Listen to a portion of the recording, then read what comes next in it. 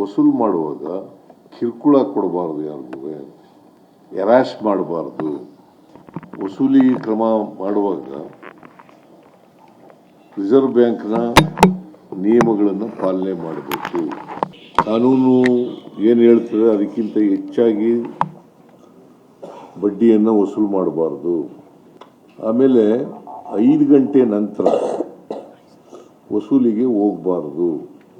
ಆಮೇಲೆ ಔಟ್ಸೋರ್ಸಿಂಗ್ ಮಾಡಿ ವಸೂಲು ಮಾಡ್ತಕ್ಕಂಥ ಕ್ರಮವನ್ನು ವಿರೋಧ ಮಾಡಿದ್ದೀವಿ. ಅದನ್ನು ಮಾಡಬಾರ್ದು.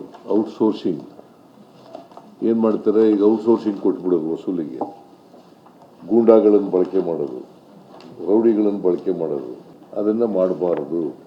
ಈ ನಿಯಮಗಳನ್ನು ಯಾರು ಉಲ್ಲಂಘನೆ ಮಾಡ್ತಾರೆ ಅವ್ರ ಮೇಲೆ ಸರ್ಕಾರ ಕಠಿಣವಾದಂಥ ಕ್ರಮ ತಗೊಳ್ತದೆ.